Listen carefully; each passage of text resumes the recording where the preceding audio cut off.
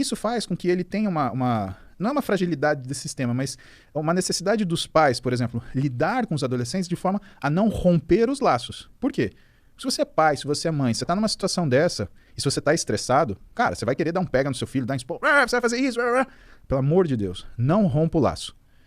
A vida dele é assim, ele tá aprendendo a mexer com esse aparelho, tá? Então o que você tem que fazer? Você tem que lidar de um jeito onde você mantém o respeito, mantém a autoridade, porque limite todo mundo precisa, né? Agora, não vai gritar, não vai berrar, não vai bater, isso daí não adianta. Que é o que é, em casa, rola um negócio que eu chamo de castigo dinâmico. Eu dou tudo para minhas filhas, mas eu tiro. Ah, você tá de castigo. Ou então, na realidade, eu falo assim, você tá de castigo. As bichas travam que não passa pensamento. Por quê? Porque o castigo não tem data. Quando que é a data? Quando eu olhar para ela e ver que ela mudou a atitude dela. E não adianta me alisar, agradar, beijo, paizinho. Eu sou ruim, né? A minha mulher é... Cara, eu queria ser filho da minha mulher, impressionante. Cara. Ser filho da Roberta Carbonari... Mas que tipo de castigo tu dá pra mais de nova? Cara, pra mais nova... Então, o castigo é assim... Eu quero dicas. Tá bom.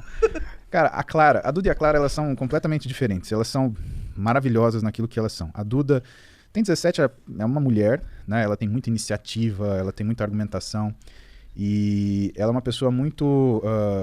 de agir, né? O que às vezes me preocupa, por quê? Porque às vezes ela considera pouco o que são as consequências das coisas. A Clara, nesse sentido, ela é o contrário. Ela é como eu, assim, ela é medrosa, ela não age, ela pensa, se deixar ela pensando, a decisão é tomada por ela, o que é uma coisa que eu me preocupo com ela. E quando a Clara, ela cria uma situação que ela se atrapalha, né, o que eu faço?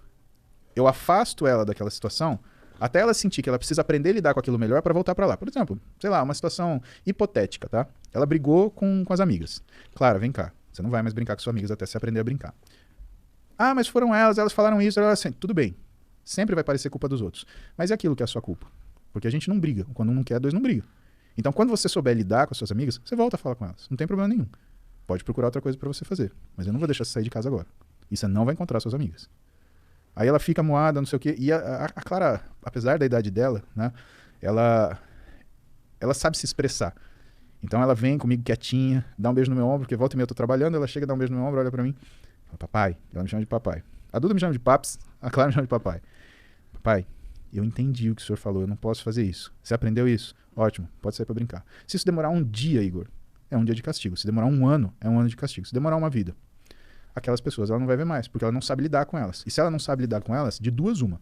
Ou todos vão se machucar, o que inclui ela, que é o meu problema, ou só ela vai se machucar, que ela é o meu problema. O meu problema é ela.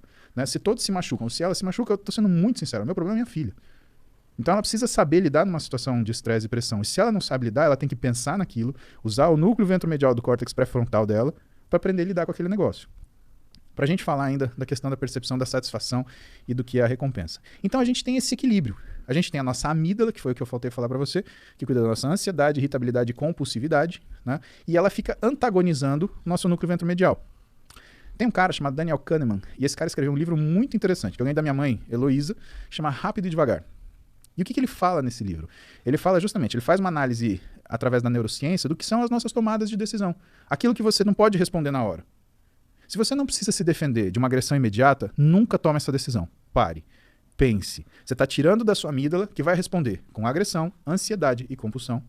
E você está jogando para o seu córtex ventromedial, que vai simular aquela situação, as potenciais, né, complicações, e aí vai avaliar aquilo que vai acontecer. Passagem da história, vamos dar um exemplo disso. Elizabeth I, ela foi rainha da Inglaterra, ela foi traída por uma outra rainha que foi deposta, que era católica. Elizabeth I era protestante. Rei Filipe, que era o rei da Espanha, a Espanha era a potência dominante na época, né, uma potência navegadora, tinha uma esquadra de navios maravilhosa, né, extremamente potente. Eles estavam fazendo uma conspiração. Para quê? Para depor a rainha Elizabeth, que era protestante, né, e empossar a rainha, a outra rainha católica. Tudo bem. Ele começa um trânsito de mensagens entre o rei Filipe e essa rainha, né? E eles fizeram isso com um único propósito, de fazer o quê?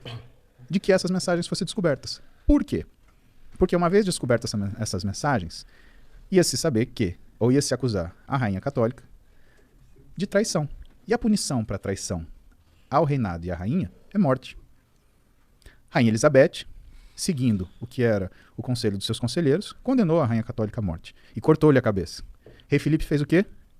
Você matou ou ordenou o assassinato de uma rainha católica. Isso, pela lei do papado, é contra o princípio do seu reinado. A gente vai fazer guerra com você. E ele entendeu isso como uma declaração de guerra. Se ela tivesse parado um minuto pra pensar e falar assim, esses caras querem que eu mate essa mulher, ela nunca ia ter feito isso. Bom, o que aconteceu na história? Essa história, né, eu não lembro o nome da batalha, mas o fato é que a esquadra espanhola foi em direção à Inglaterra, teve uma tempestade descomunal, afundou a esquadra espanhola e só por isso que a Inglaterra não passou para o domínio da Espanha e se tornou novamente católica à frente dessa rainha que eu não lembro o nome. E por isso que a rainha Elizabeth ela permaneceu. Mas isso é um exemplo na história disso. Sorte aí. Quem dá cu da sorte. Exatamente, e é aquela história. E aí você para pensar, cara, vale a pena separar 2 minutos para você pensar no que você vai fazer?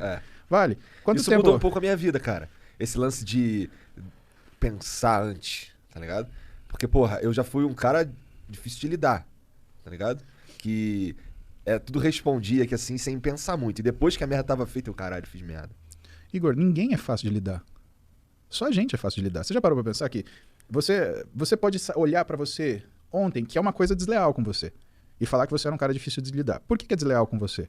Porque você tá olhando pra um Igor de 15 anos, 20 anos, a partir da visão de um Igor de 30 e tantos. Quantos anos você tem? 36. Desculpa. Você tá olhando pra você 18 anos atrás com a visão do Igor de 36. Faz isso, cara. Isso é culpa. Isso é ruim. Isso te machuca.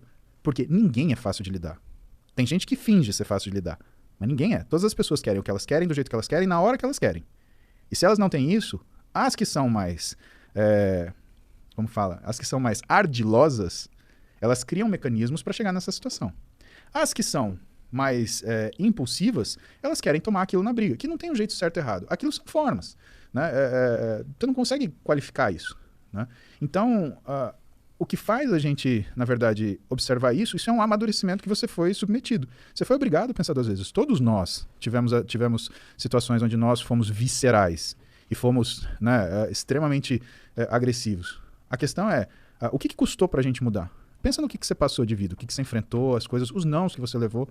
Cara, isso é um assunto legal porque isso eu acho que vem muito de encontro daquilo que é você se conhecer. Né? A história do Rain.